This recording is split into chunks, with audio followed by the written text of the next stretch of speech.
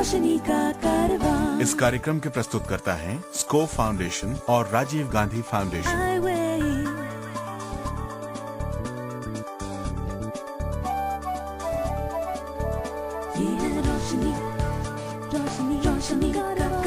रोशनी जो करती है अंधेरे को दूर, रोशनी जो लाती है दिल में नूर, रोशनी जो दिखाती है रास्ता। ये है रोशनी का कारवां। क्या आप सिर्फ आहट से आने वाले को पहचान सकते हैं? हम पहचान सकते हैं। क्या आप अंधेरे में देख सकते हैं? हम देखते हैं। आंखें आपके पास हैं, पर रोज जीने के लिए जो शक्ति चाहिए वो सबके पास है।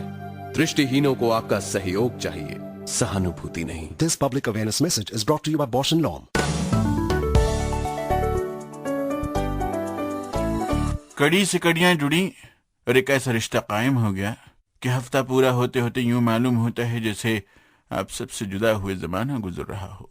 हमें यकीन है कि जिस बेसब्री से हमें इस मुलाकात का इंतजार रहता है, आप सब भी इस महफिल में शामिल होने के लिए बेकरार रहते होंगे। ये वही प्रोग्राम है जिसे हम कहते हैं आए हुए यह रोशनी का कारवां। मुझे तो यकीन है कि हमारी इतनी मुलाकातों के बाद हमें खुद को इंट्रोड्यूस करने की जरूरत नहीं है।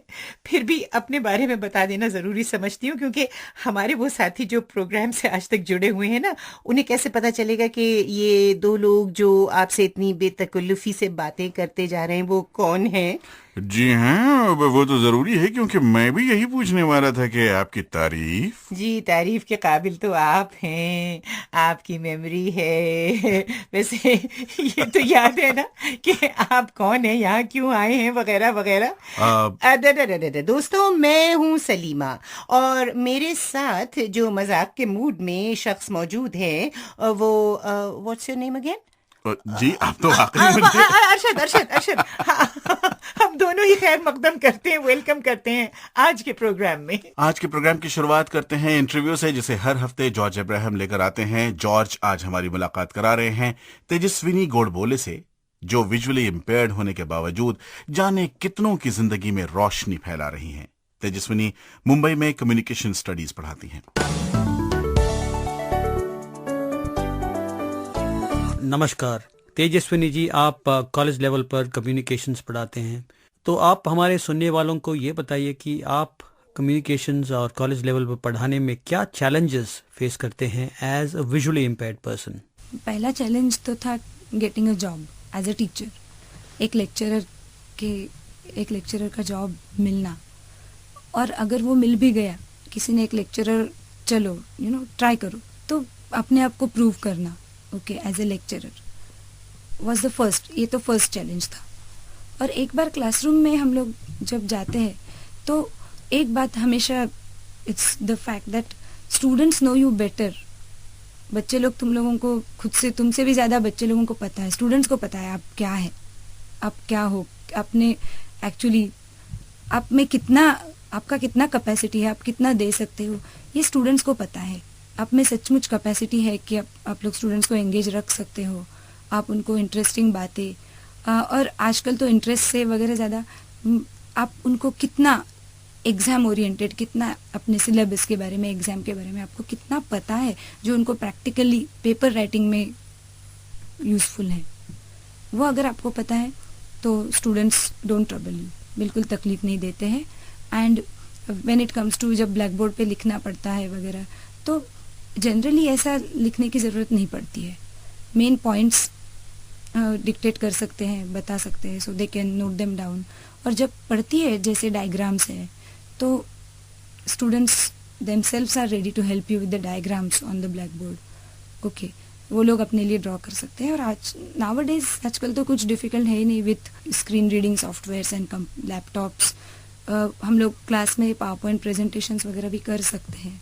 आप तो इंग्लिश लिटरेचर में एमफिल किया है, और जाहिर है कि जब आप पढ़ रहे थे तो ये स्क्रीन रीडिंग सॉफ्टवेयर्स वगैरह नहीं था।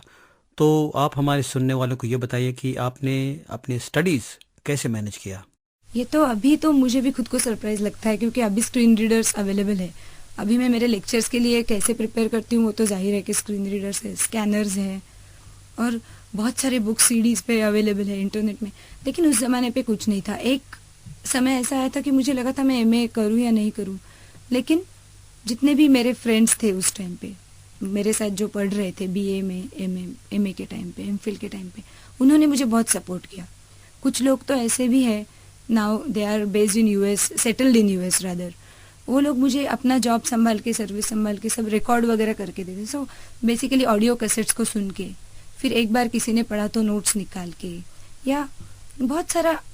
एक्चुअली एट दैट टाइम मुझे लगता है मुझे किसने हेल्प किया रहेगा तो मेरा विल पावर और दूसरे लोगों का सपोर्ट, क्योंकि मटेरियल्स एज सच कुछ अवेलेबल नहीं था उस टाइम पे. तो जो अवेलेबल था, making best of it, that help me. And the lectures, making notes from lectures, ये सब छोटी छोटी चीज़ें करके. और एमफिल के टाइम तक तो कंप्यूटर आ गया था. I type my own thesis of MPhil on computer. तो उस टाइम पे तो वो सब आ गया था, मैंने कर लिया. आपके एजुकेशन में ब्रेल का क्या रोल था? बहुत इम्पोर्टेंट रोल है ब्रेल का. ब्रेल एक ऐसी चीज़ है, you can't really dispense it. Braille के सिवा तुम लोग बहुत डिफ़िकल्ट है करना. इनफैक्ट अगर ब्रेल है तो क्यों नहीं करना है. स्पेशली मेरे एजुकेशन में तो नोट्स निकालने में, writing my own notes in Braille help me quite a lot. और अभी भी मैं लेक्चर्स के नोट्स, मैं क्लास में ब्रेल में नोट्स लेके जाती हूँ. इनिशियली मुझे लगता था कि ब्रेल नोट्स मैं कैसे लेके जाऊँ, how would students take, how will they, लेकिन अभी मुझे लगता है कि ब्रेल में नोट्स लेके जाना, अभी तक मुझे ब्रेल का सपोर्ट है. तो in education you can imagine. आपकी आंखों का प्रॉब्लम कैसे हुआ और आपके फैमिली का सपोर्ट क्या था इसमें? एक्चुअली मैं तो फैमिली में द फर्स्ट बॉर्न चाइल्ड, पहली बेटी, तो ऐसा कुछ एक्सपेक्ट ही नहीं था, एक्सपेक्टेड नहीं था ही नहीं. कोई भी पेरेंट्स एक्सपेक्ट नहीं करते हैं. और जब ये प्रॉब्लम हुआ तो मैं कुछ I must be 3 or 4 months old, 3-4 महीने की रही होंगी. और ऐसे बोला जाता है कि मीजल्स की वजह से हुआ. और उसके बाद तो मेरे पेरेंट्स बहुत डिस्टर्ब थे. काफ़ी टाइम तक चलता रहा कि कुछ भी हो के एक थोड़ा विजन मिल जाए, साइट मिल जाए. दे बहुत पूरे इंडिया में काफ़ी सारे डॉक्टर्स के पास ट्रीटमेंट वगैरह किया, लेकिन जब उनको रियलाइज़ हुआ कि ये नहीं होने वाला है तो उन्होंने मुझे स्कूल में भेजा. तो उसमें थोड़ा सा टाइम ज़्यादा गया, बट खैर उन्होंने मुझे स्कूल भेजा. और जब उनको पता चला कि मैं पढ़ाई कर सकती हूँ तो उसके बाद उन्होंने कभी पीछे मुड़ के नहीं देखा. फिर मुझे फुल सपोर्ट मिला और अभी तक मिल रहा है. अभी एज अ प्रोफेशनल आपका आगे का प्लान क्या है? आपका सपना क्या है? आपका तमन्ना क्या है कि आप आगे चलकर क्या बने?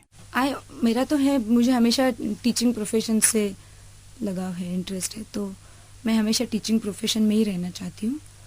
हाँ, लेकिन मेरा अपना पर्सनल लाइफ में अगर पूछा जाए तो अभी मैंने एमफिल की है, इतने में मैं सेटिस्फाइड नहीं हूँ. मुझे आगे जाके पीएचडी करनी है, कुछ बहुत और आगे बहुत पढ़ना है, कुछ लिखना है. अभी तक ऐसे क्या लिखना है वो सोचा नहीं है, लेकिन डेफिनेटली लिटरेचर में कुछ करना है आगे जाके. तेजस्विनी जी, आप अपने जिंदगी की अनुभव से हमारे सुनने वालों से क्या कहना चाहेंगे? रोज कुछ न कुछ सीखने को ही मिलता है जिंदगी से, लेकिन अगर बताना ही है किसी को कि क्या सीखा और क्या सीखना चाहिए तो डोंट गेट डिसअपॉइंटेड. कभी भी नाराज मत होना, क्योंकि बहुत सारे प्रॉब्लम्स आते रहेंगे, चैलेंजेस आते रहेंगे. तो फेस द चैलेंजेस. और दूसरी एक बहुत इंपॉर्टेंट चीज़ मुझे बतानी है कि there is no shortcut to success. अगर कुछ भी चाहिए, अगर छोटी सी भी सक्सेस चाहिए ज़िंदगी में, तो उसके लिए जितना ज़रूरी है उतना ही देना पड़ता है, ना कम ना ज़्यादा. There is no shortcut to success. बिल्कुल सही फरमाती हैं तेजस्विनी. मेरा ख्याल है कि आज की इस बातचीत से हमारे सुनने वालों को बहुत बहुत फायदा हुआ होगा. तो चलिए चलें सुषमा सेठ के पास, जो एक ऐसे नौजवान के बारे में हमें बता रही हैं जिनकी जिंदगी हमें इम्प्रेस किए बगैर नहीं रह सकती. और जिनका नाम है प्रणव लाल. आत्म प्रेरित विश्वास, लगन और प्रतिभा का दूसरा नाम है प्रणव लाल. 18 जनवरी 1979 को कुवैत में जन्मे प्रणव जन्मजात दृष्टिहीन हैं, लेकिन इस अंधकार ने उनके किसी काम में बाधा नहीं डाली. प्रणव ने पूरी लगन से अपनी पढ़ाई की. दृष्टिहीनों के लिए अनुकूल न माने जाने वाले अपने मनपसंद विषय कॉमर्स में उन्होंने ग्रेजुएशन की. उसके बाद एमबीए किया और दृढ़ता से कॉर्पोरेट दुनिया में अपने कदम रखे। अपने परिवार की मदद से प्रणव ने खूब मेहनत की। ब्रेल पुस्तकों और कैसेट्स के साथ पढ़ते हुए उन्होंने आधुनिक तकनीक का भी सहारा लिया। कंप्यूटर में महारत पाई। आज प्रणव जाने माने कंप्यूटर प्रोग्रामर हैं। उन्होंने सन 2000 में चेक गणराज्य की राजधानी प्राग में आयोजित 5वें अब ओलंपिक्स का स्वर्ण पदक जीता। अगले वर्ष ही नई दिल्ली में उन्हें रीजनल अब ओलंपिक्स में अद्वितीय परफॉर्मेंस के लिए अवार्ड दिया गया। प्रणव ने अपोलो सिंथेसाइजर तथा विंडो स्क्रीन एक्सेस तकनीकी का विकास किया। बहुमुखी प्रतिभा के धनी प्रणव लाल का कहना है कि निरंतर खोज, शोध और श्रेष्ठता ही मेरी सफलता की कुंजी है और बदलते वक्त के साथ बदलना ही अक्लमंदी है। प्रणव लाल की जिंदगी का थोड़ा सा अध्ययन करने के बाद इस बात का यकीन और भी पक्का हो जाता है और भी मुस्तहकम हो जाता है कि सेल्फ कॉन्फिडेंस से बड़ी कोई ताकत नहीं होती। आत्मविश्वास से ज्यादा रोशन कोई शय नहीं है। आइए अब चलें अपने एडवाइस सेक्शन की तरफ, जहां मिस्टर J.L. कॉल, जिनका ताल्लुक all India confederation of the blind से है, वो बता रहे हैं कि किस तरह लो टेक डिवाइसेस दृष्टिहीनों के जीवन में आसानियां फराहम कर सकती हैं। कौन साहब, आपकी राय में कौन सा लो टेक एड या डिवाइस है जो दृष्टिहीनों के लिए सबसे लाभदायक है और क्यों? देखिए साहब, दृष्टिहीनों के लिए उपकरणों की जब हम बात करते हैं तो हम किसी एक ऐसे उपकरण का नाम नहीं ले सकते जो कि सभी दृष्टिहीनों के लिए, यानी सभी आयु के दृष्टिहीनों के लिए, सभी ज़रूरतों को पूरा करने वाले ऐसा उपकरण नहीं बता सकते। बल्कि हमें ये देखना होगा कि अलग अलग आयु के, अलग अलग ज़रूरतों के दृष्टिहीन जो हैं उनको किस किस तरह के उपकरणों की ज़रूरत है। आप अगर बच्चों के स्तर से लें, जो शुरू में बच्चे पढ़ते हैं, तो उनके लिए सबसे बड़ी समस्या इस दुनिया को जानने की होती है।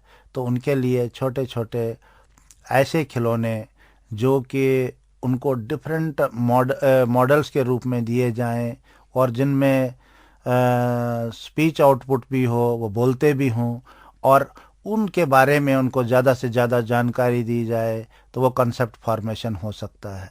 बड़ी एक छोटा सा उदाहरण देता हूँ आपको। एक बच्चे को हम शेर की बात कहते हैं, शेर जंगल का राजा है।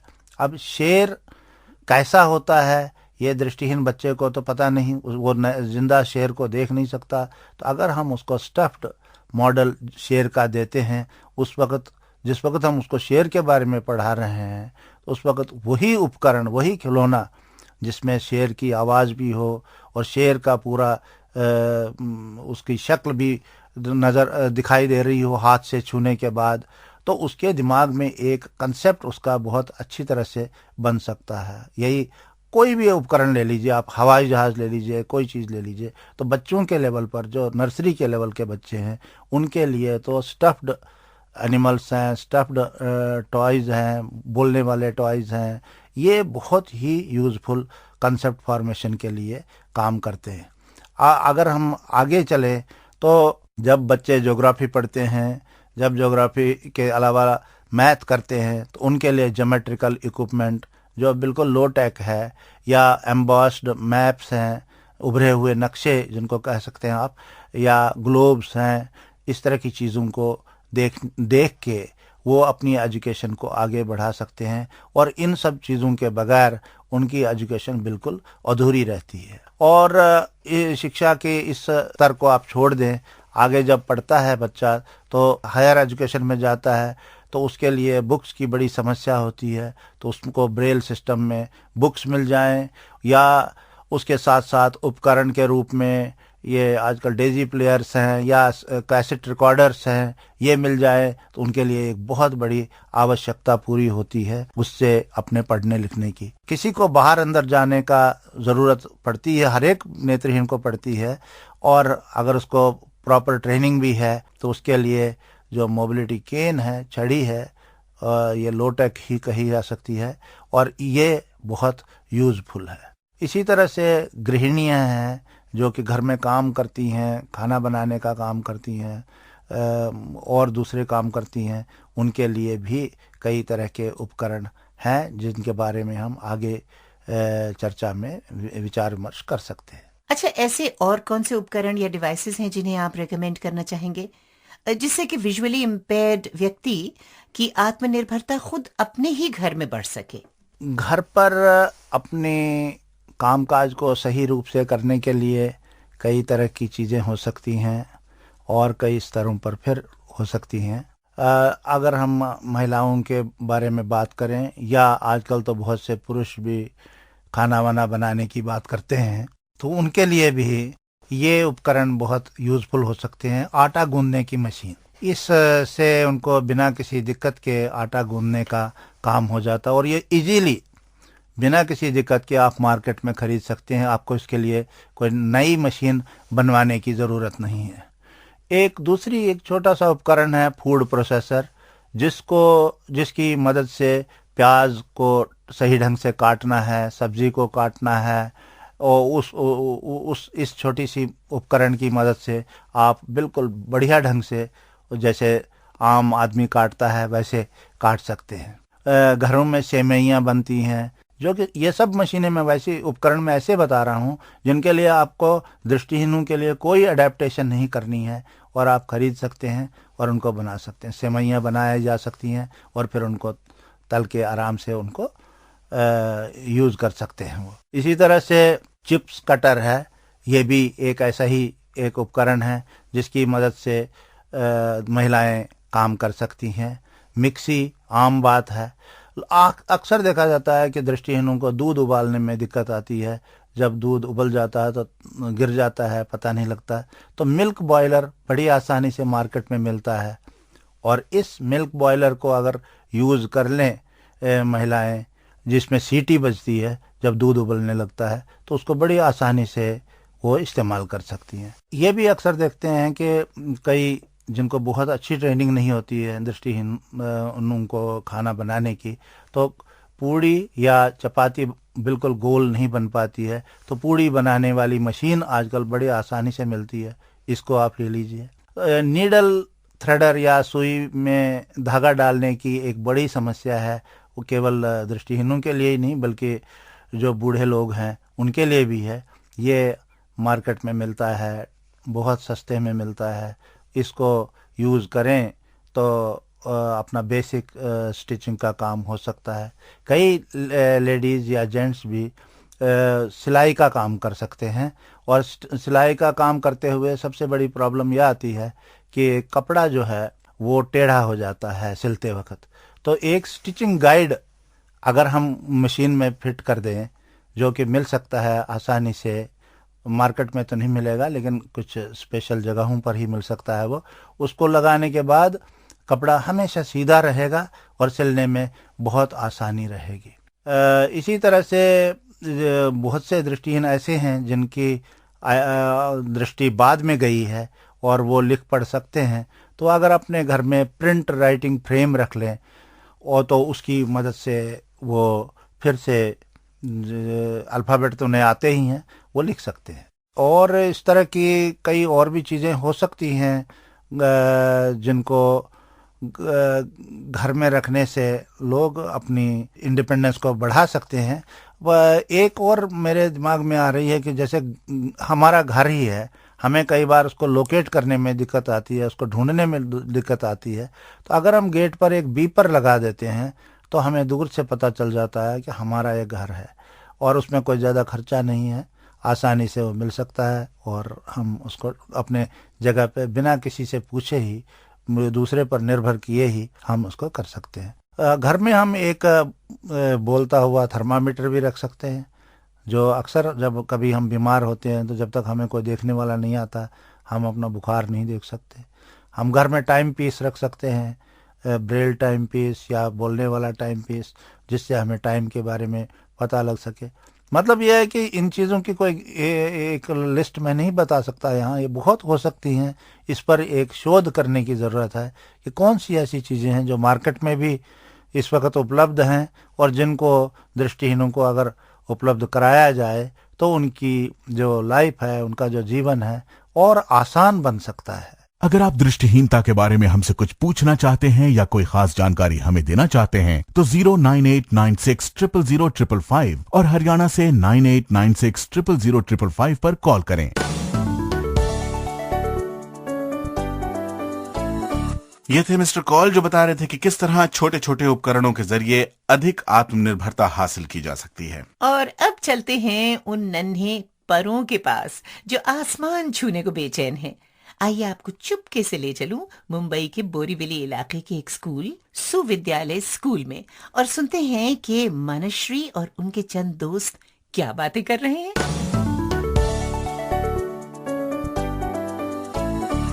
नरेंद्र मगदूम, अमोल देशपांडे, मुग्धा देसाई, मनश्री सोमन, रेशमा सावंत, तृप्ति वाड़वेकर, स्वरदा बाम। ये स्कूल में गैदरिंग होने वाला है तो उसका सब रिहर्सल्स उसके बारे में डिस्कशन चल रहा है। फिर ड्रामा होता है, फिर समूह गान होता है, एक साथ खेलते हैं, फिर ये और मैं मराठी का बुक पढ़ते हैं। मैथ्स तो इन लोग तो आपके पढ़ते हैं मतलब, पर मुझे सिखाने तो सर आते हैं। ग्राउंड में खेलना और मेरे बर्थडे में ये सब लोग आते हैं, ये रेशमा, तृप्ति और वो सब लोग आते हैं। बर्थडे में तो कुछ नहीं, म्यूजिक लगाते हैं, डांस करते हैं, खाते हैं, खेलते हैं, फिर टेरेस पे जाके बातें करते हैं, क्या कैसे चल रहा है, पढ़ाई कैसे चल रही है। फिर पिकनिक्स को जाते हैं, हम लोग संगीला रिसोर्ट गए थे, वहाँ तो बहुत मजा किया हमने, इसने और मैंने बहुत मजा किया। ये मेरी फ्रेंड रेशमा सावंत, ये मेरे ही क्लास में है और ये मेरे साथ बहुत पढ़ाई करती है, फिर मुझे नीचे लेके जाती है और फिर अगर कोई बुक्स मम्मी के लिखने के लिए रह गई तो ये मुझे कॉपी करके देती है, फिर बहुत हेल्प करती है मुझे। मनश्री मेरी बहुत अच्छी फ्रेंड है, ये मेरे हर काम में मदद करती है और अगर मुझे कोई डांटा तो उसे बुरा लगता है, वो मुझ पर कोई प्रॉब्लम आ गया तो वो भगवान से प्रार्थना करती है मेरे लिए। मनश्री वो बहुत अच्छी लड़की है, मुझे उससे बातें करने को कुछ परेशानी नहीं होती, मतलब उससे बातें करने से बहुत खुशी मिलती है। फिर वो हम एक ही क्लास में, म्यूज़िक क्लास में एक ही जाते हैं तो फिर वहाँ भी बहुत हमारी चर्चा होती है। वहाँ के क्लास के जो बेंचेस है वहाँ बैठते हैं और मेरी मम्मी आने तक हम बहुत सारी बातें करते हैं कि क्या ये कैसा है, स्कूल में क्या चल रहा है, ये वो। पिछली बार मेरा म्यूज़िक कैफ़े का शूटिंग था, कल ही था मेरा प्रोग्राम, तो ये मेरे साथ कंपनी के लिए कोई नहीं था। मैंने मेरी मासी को पूछा, आंटी को पूछा, कोई नहीं आ रहा था, तो मैंने मम्मी को क्या सजेशन दिया कि आप तृप्ति को पूछ लीजिए ना, अगर वो फ्री होगी तो वो आ जाएगी। तो मम्मी ने तृप्ति को फ़ोन किया कि अगर आप आ रही हो तो आ जाओ, कंपनी हो जाएगी। फिर हम एक साथ वहाँ गए थे दूरदर्शन म्यूज़िक कैफ़े। मैंने इसमें गाना गाया था, नाट्य संगीत। मुझे तो पिज़्ज़ा पसंद है और पनीर पकौड़ा, पिज़्ज़ा और burger, pasta, fast food, vada pav, sev puri, जो फास्ट फूड रोड में मिलता। मैं कर रही नीता स्वर साधना।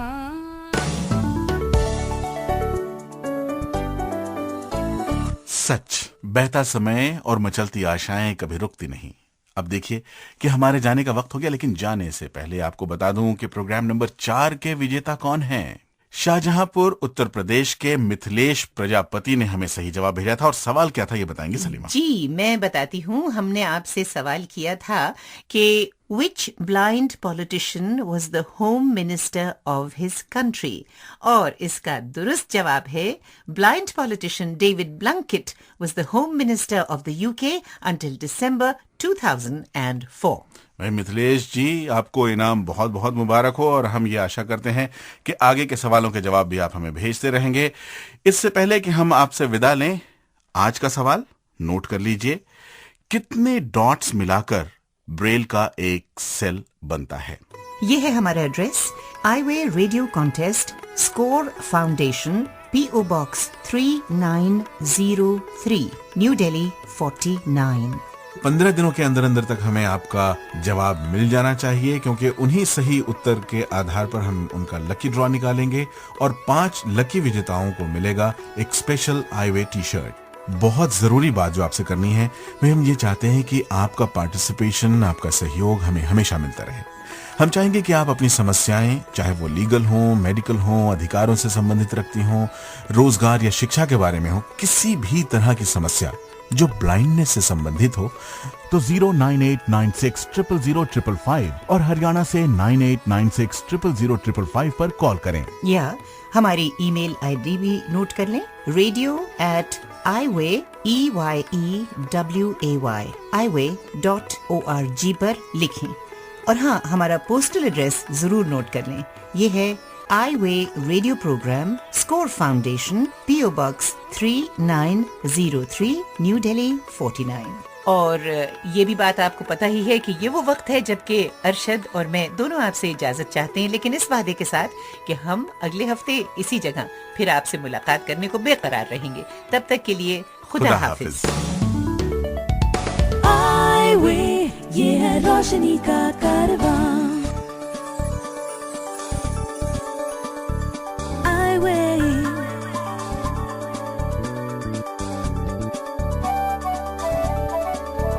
ये है रोशनी, रोशनी, रोशनी का कारवां, रोशनी।